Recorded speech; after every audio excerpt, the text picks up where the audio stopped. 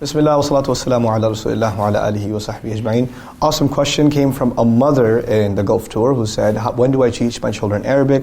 My boy is 2.5 years old. When do I begin to teach him Arabic grammar and Qur'an and tajwid and memorization? Because I want him to be raised with the Qur'an. What a beautiful concern you have with your child, that you want him to learn the Qur'an, but he's 3 years old. Chill out, lady. We want them to have what were you doing when you were 3 years old? You don't remember. You don't remember. You don't even remember, like, you should put your shoes on the wrong way. Kids are on the fitrah. They are beautiful. Let them be. Teach them, yes, teach them lovingly. Some kids have more aptitude. They want to learn quickly. They want to learn quickly, and you give them that opportunity. Some kids want to play more. Let them play more. Let them take their time. Parents have to learn to be flexible with their children and not impose the same standards and not make one kid compared to the other kid, especially in terms of their Qur'an. I have 6 kids. Not all of them memorize Qur'an the same way. Not all of them study Qur'an the same way. Not at all. I have one child who memorizes something in like 5 minutes. She can memorize it. This is ridiculous. She's so fast at memorizing. It's amazing. I have another who can, the same thing could take her a month. And I don't compare hey, why don't you be more like your sister? Huh? I don't do that. It's dhulm. This is dhulm. And it creates a hatred towards deen. Because of this book, my father likes my other sister more than me. That's wrong, man. Stop it, cut it out. Stop being so stressed over your kids. Allah doesn't want your kid to be a hafiz. Allah doesn't want your kid to be a alim. Allah wants your kid to be a good Muslim. Allah wants your child to love his or her deen. That's what Allah wants. So chill out. On that children's note, there are some people who came to me and said, our children are 5, 6 years old. We show them videos of the signs of Judgment Day, and we talk about Dajjal. I was like, why do you do that? Why are you talking to your kids about Dajjal? Your kids are like 5 years old. That's traumatizing, dude. I get scared reading about Dajjal. How are you going to tell a child about Dajjal?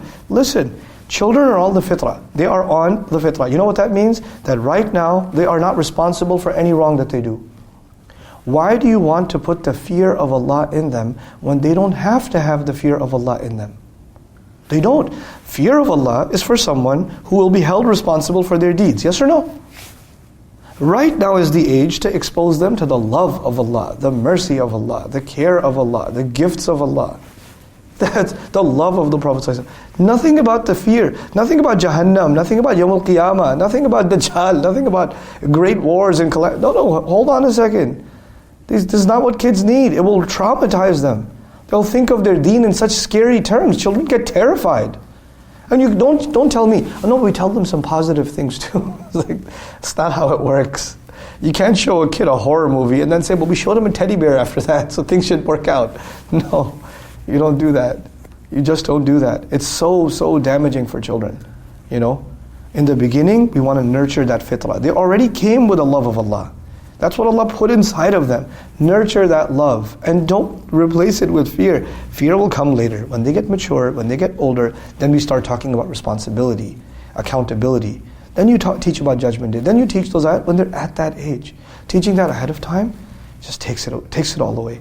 Same thing with teaching Qur'an, same thing with teaching anything to your children for that matter. Make things age appropriate and make things lovable.